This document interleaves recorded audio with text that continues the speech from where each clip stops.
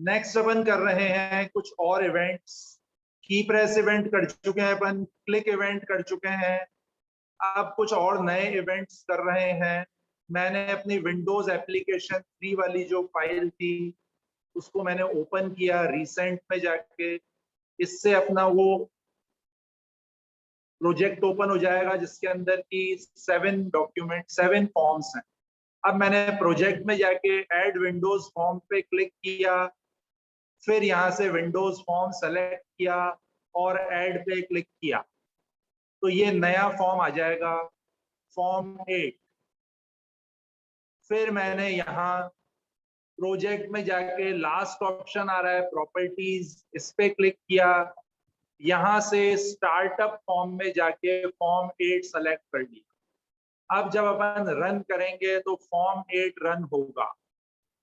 फिर मुझे अब फॉर्म 8 की डिजाइनिंग करनी है, तो वो देखें अपन। उसके लिए मुझे यहाँ पर 3 लेबल और 3 टेक्स्ट बॉक्स प्लेस करने हैं। तो मैंने टूल बॉक्स के अंदर लेबल पे 3 बार डबल क्लिक कर दिया, तो ये 3 लेबल आ गए। फिर मैंने टेक्स्ट बॉक्स पे 3 बार डबल क्लिक किया,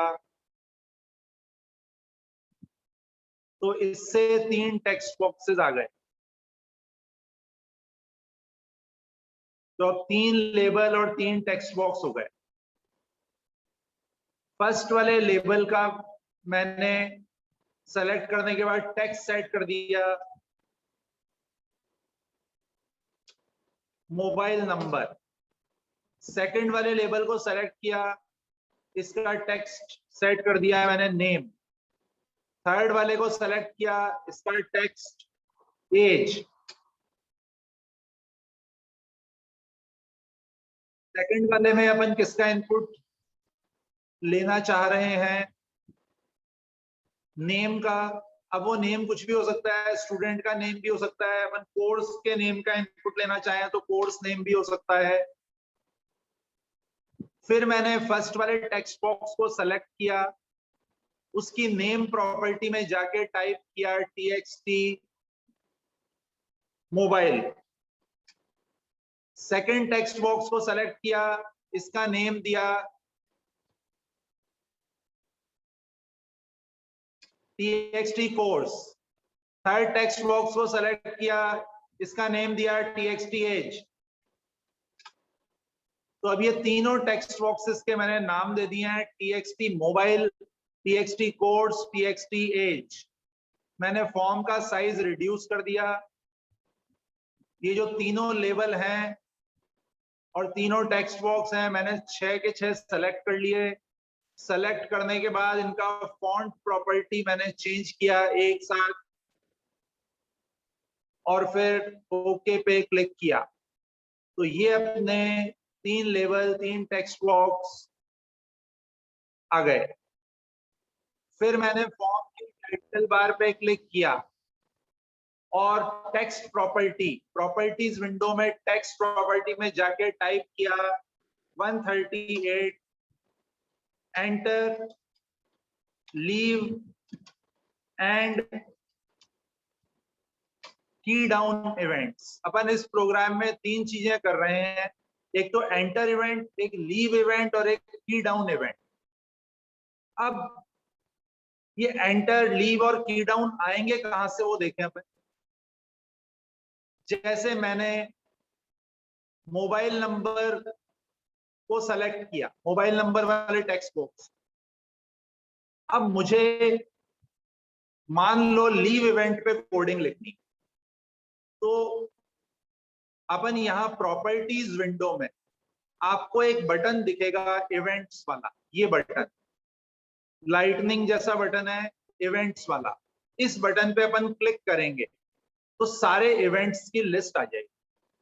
अब सारे इवेंट्स की लिस्ट आने के बाद आपको जिस भी इवेंट में कोडिंग करनी है, जिस भी इवेंट की कोडिंग करनी है, उस इवेंट पे डबल क्लिक कर दो। तो जैसे मुझे मोबाइल नंबर के लीव की कोडिंग करनी, तो मैं क्या करूंगा, लीव इवेंट आ रहा है लिस्ट में, इस पे डबल क्लिक कर दूं। तो ये txt मोबाइल अंडरस्कोर लीव आ गया, मतलब लीव इवेंट की कोडिंग अब इसके अंदर अपन करेंगे। मैंने शिफ्ट F7 प्रेस करा, अब मैंने मोबाइल नंबर को सेलेक्ट करा, अब मुझे इसके की डाउन में कोडिंग लिखनी है। तो वही प्रॉपर्टीज विंडो में जो इवेंट्स की लिस्टिंग आ रही है उसमें की डाउन आ रहा है, इस पे अपन डबल क्लिक कर देंगे। तो ये आ गया txt मोबाइल अंडरस्कोर की डाउन। इसके अंदर अपन की डाउन इवेंट की कोडिंग करेंगे। फिर मैंने शिफ्ट F7 प्रेस किया, अब मुझे मोबाइल नंबर में एंटर प्रेस करने पे कुछ होना चाहिए, उसकी कोडिंग करनी है। तो मोबाइल नंबर को सेलेक्ट किया, प्रॉपर्टीज विंडो में जो इवेंट्स की लिस्ट आ रही है उसके अंदर एंटर इवेंट है, एंटर पे डबल क्लिक कर। तो ये txt मोबाइल अंडरस्कोर एंटर, मतलब मोबाइल नंबर में वाले टेक्स्ट बॉक्स में एंटर प्रेस करने पे क्या होगा। फिर मैंने शिफ्ट F7 प्रेस किया। अब प्रॉपर्टीज विंडो में अगर आप देखोगे तो जिन जिन पे भी मैंने डबल क्लिक कर दिया है उसके आगे लिखा हुआ आ जाएगा कि इस वाले इवेंट के होने पे इसकी कोडिंग किसके अंदर लिखी हुई। जैसे एंटर प्रेस करने पे txt मोबाइल अंडरस्कोर एंटर के अंदर वाली कोडिंग, की डाउन पे txt मोबाइल अंडरस्कोर की डाउन के अंदर वाली कोडिंग एग्जीक्यूट होगी। लीव में txt मोबाइल अंडरस्कोर लीव के अंदर वाली कोडिंग एग्जीक्यूट होगी। अब मान लो मुझे कोर्स वाले टेक्स्ट बॉक्स की कोडिंग करनी है, की डाउन की या लीव की या एंटर की। तो कोर्स वाले टेक्स्ट बॉक्स को सेलेक्ट करेंगे, इवेंट्स वाला बटन सेलेक्टेड होना चाहिए। फिर अपन लीव पे कोडिंग करनी है तो लीव पे डबल क्लिक करो। अब ये आ गया txt course underscore leave, txt course का लीव। फिर अपन शिफ्ट F7 प्रेस करें, अब मुझे txt लीव के की डाउन की कोडिंग करनी है तो मैं की डाउन पे डबल क्लिक कर दूंगा प्रॉपर्टीज विंडो में। तो ये आ गया txt कोर्स का की डाउन। अब txt कोर्स के एंटर पे मुझे कोडिंग करनी है तो बार बार आपको डिजाइनिंग में जाने की जरूरत नहीं है। ये txt कोर्स एक ड्रॉप डाउन लिस्ट में आ रहा है ऊपर, यहाँ सारे कंपोनेंट्स के नाम आते हैं और इसके साथ वाले में सारे इवेंट्स के नाम आते हैं। तो यहां से मैंने txt कोर्स सेलेक्ट किया हुआ है फर्स्ट वाले में से, और सेकंड वाले में से मैंने सेलेक्ट कर लिया एंटर यहीं से। तो ये आ गया txt कोर्स अंडरस्कोर एंटर। तो आपको बार बार डिजाइनिंग में जाने की जरूरत नहीं है। इसी तरह से मुझे क्या करना है, txt एज पे कोडिंग करनी है तो फर्स्ट वाले टेक्स्ट बॉक्स में से अपन सेलेक्ट करेंगे, फर्स्ट वाले ड्रॉप डाउन में से अपन सेलेक्ट करेंगे txt एज, सेकंड वाले में से सेलेक्ट करेंगे की डाउन। तो ये txt एज का की डाउन आ गया। फिर अब txt एज तो सेलेक्टेड है ही, की डाउन की जगह मैंने यहां से सेलेक्ट कर लिया लीव, तो ये txt एज का लीव भी आ गया। तो अपन डायरेक्टली ये जो कोडिंग हो रही है, कोडिंग के अंदर ये एक ड्रॉप डाउन लिस्ट जो आ रही है इसके अंदर सारे कंपोनेंट्स के नाम आएंगे, दूसरी ड्रॉप डाउन लिस्ट में उस कंपोनेंट से रिलेटेड इवेंट्स के नाम आएंगे। तो आप यहां से डायरेक्टली सेलेक्ट करके भी कोडिंग कर सकते हो। कोडिंग आपको प्राइवेट सब और एंड सब के बीच में लिखनी होती है। अब सबसे पहले txt कोर्स अंडरस्कोर की डाउन, txt कोर्स के की डाउन पे मैंने क्या लिखा, if e dot key code equal to keys dot f1। txt course के की डाउन इवेंट का जो सेकंड आर्ग्यूमेंट है उसका टाइप है की इवेंट आर्क्स। तो अब मुझे ये पता लगाना हो कि यूजर ने कौन सी की प्रेस करी है। कल अपन ने की प्रेस करा था, वो तो ऐसी कीज के लिए काम में आता है जिनसे कि कैरेक्टर्स जनरेट होते हैं जनरली। अब मुझे फंक्शन कीज जो होती हैं F1 F2 caps lock num lock up arrow down arrow, उनकी कोडिंग लिखनी हो तो वो अपन किस में लिखेंगे, की डाउन में। तो अब कैसे पता लगाएंगे कि कौन सी की प्रेस की गई है। If e dot key code equal to keys dot f1, मतलब यूजर ने F1 की प्रेस करी है। तो आपको कंपेयर करते हुए ऐसे लिखना पड़ेगा, अगर की कोड किसके बराबर है, कीज डॉट और जो भी की है। तो मैंने क्या किया, txt course dot back colour equal to colour dot from argb और रेड ग्रीन ब्लू की वैल्यूज दे दी।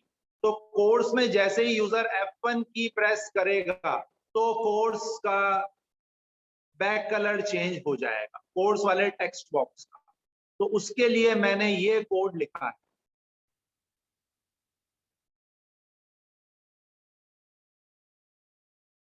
अब मैं कंपेयर करते हुए यहाँ पे लिखता हूँ कीज डॉट। तो डॉट लगाते ही यहाँ पे सारी कीज आ जाएंगी, जितनी भी कीज होती हैं। उसमें से मुझे F1 पे कोडिंग लिखनी है तो F1 सेलेक्ट करूंगा मैं, कीज डॉट F1। तो कीज एक इनम है, इनम के अंदर सारे कॉन्स्टेंट्स होते हैं। और अपन की कोड को किससे कंपेयर कर सकते हैं? प्री डिफाइंड कॉन्स्टेंट से। एक तरीका तो ये है कि आपको हर की का कोड याद रखना पड़े कि F1 का कोड क्या है, F2 का क्या है, अप एरो का क्या है, डाउन एरो का क्या है। तो वो आपको याद रखने की जरूरत नहीं है। आप डायरेक्टली की कोड को किससे कंपेयर कर सकते हो? सारी कीज से। तो मैंने यहाँ F1 की से कंपेयर किया। अगर ये कंडीशन ट्रू है तो उस केस में txt कोड्स का बैक कलर क्या हो जाएगा? Colour dot from ARGB, red green blue की वैल्यू मैंने यहां दी। अब यहाँ पे कलर क्या है? एक स्ट्रक्चर है। और फ्रॉम ARGB क्या है? उसके अंदर बना हुआ एक मेथड जिसको अपने को रेड ग्रीन ब्लू की वैल्यू पास करनी होती है, और ये उनसे मिला के कलर बनाएगा जिसको अपन txt कोड्स के बैक कलर पे सेट कर देंगे। अब मुझे मोबाइल नंबर के की डाउन पे क्या करना है?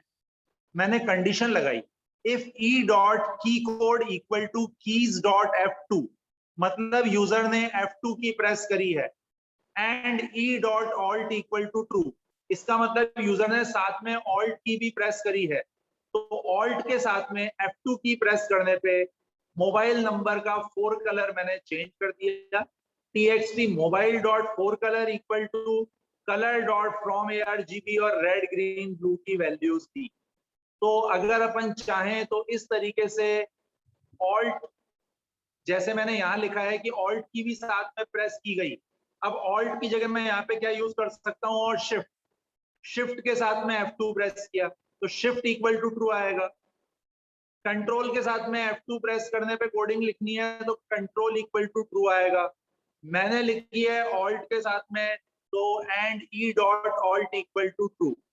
तो ऑल्ट, शिफ्ट और कंट्रोल के कॉम्बिनेशंस भी अपन यूज कर सकते हैं एक स्पेसिफिक की के साथ में।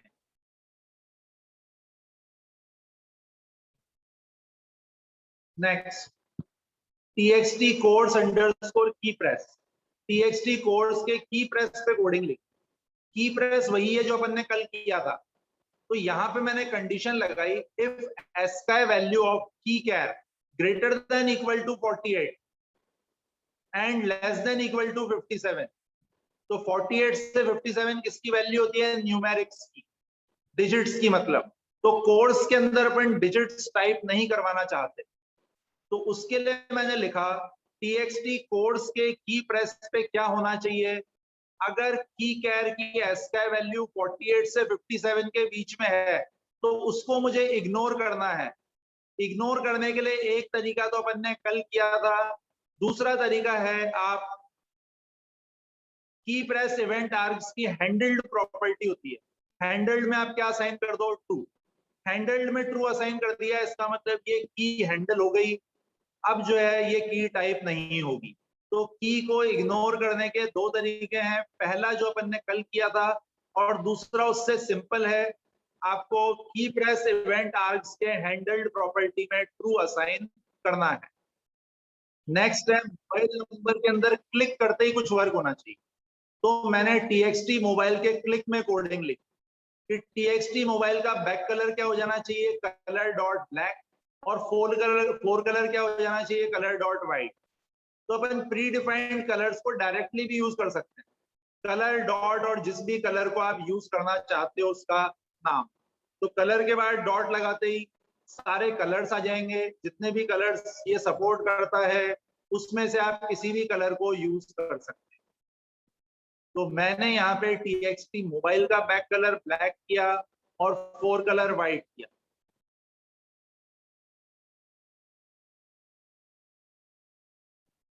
नेक्स्ट,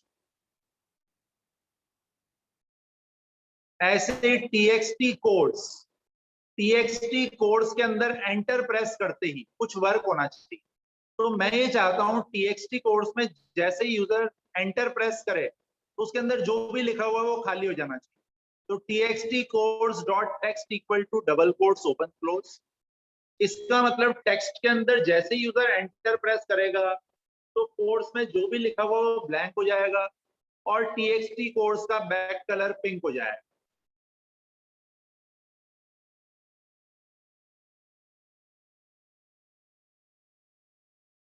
अब मोबाइल नंबर के अंदर सिर्फ डिजिट्स आनी चाहिए और कुछ भी नहीं आना चाहिए। तो मैंने मोबाइल नंबर के की प्रेस पे कोडिंग लिखी। अगर एस्काई ऑफ की कैर लेस देन 48 है या ग्रेटर देन 57, डिजिट्स की वैल्यू होती है 48 से 57। तो अगर यूजर ने जो की प्रेस करी है उसकी वैल्यू 48 से कम या 57 से ज्यादा है, मतलब इनवैलिड की है, तो मुझे उसको इग्नोर करना है। तो उसके लिए अपने को क्या करना पड़ेगा, हैंडल्ड इक्वल टू ट्रू। तो इस तरीके से अपन इनवैलिड की को इग्नोर कर सकते हैं। ये बिल्कुल वैसा ही है जैसा अपन ने ऊपर कोर्स में किया था। कोर्स में अपन ने डिजिट्स को अलाउ नहीं किया था, बाकी सब अलाउड था, और यहाँ पे डिजिट्स ही अलाउड है, उसके अलावा कुछ भी अलाउड नहीं है क्योंकि ये मोबाइल नंबर है। नेक्स्ट इवेंट है लीव इवेंट। लीव इवेंट कब होता है, जब यूजर टेक्स्ट बॉक्स के केस में उसके अंदर कुछ भी टाइप करके और टैब की प्रेस करता है या किसी दूसरे कंपोनेंट पे क्लिक कर देता है। मतलब फोकस जो है वो जब कंपोनेंट से बाहर जाता है तो लीव इवेंट होता है। तो एज के अंदर से जैसे ही फोकस बाहर जा रहा है, मुझे चेक करना है कि एज में यूजर ने 0 या उससे कम तो नहीं दे दिया। तो मैंने यहाँ कंडीशन लगाई, if val of txt age dot text less than equal to 0, मतलब यूजर ने एज में 0 या उससे कम टाइप कर दिया है तो मैसेज बॉक्स आना चाहिए इनवैलिड एज और फोकस वापस txt एज में आ जाना चाहिए। तो txt age dot focus, इससे फोकस एज में ही आ जाएगा। इसी तरह से txt कोड्स के लीव पे मैंने लिखा कि अगर txt codes dot text dot trim dot length equal to 0, इसका मतलब यूजर ने txt कोड्स में स्पेसेस के अलावा कुछ भी टाइप नहीं किया है, तो मैसेज बॉक्स आएगा codes can not be empty और फोकस वापस कोड्स वाले टेक्स्ट बॉक्स में ही आ जाना चाहिए। तो फोकस मेथड से अपन फोकस किसी भी कंपोनेंट पे प्लेस कर सकते हैं। और वैलिडेशन लगाने का एक तरीका है कि अपन लीव में चेक कर सकते हैं कि अगर यूजर ने जो डेटा टाइप किया है वो इनवैलिड है तो मैसेज डिस्प्ले करवा के वापस से उसी कंपोनेंट के अंदर फोकस आ जाए।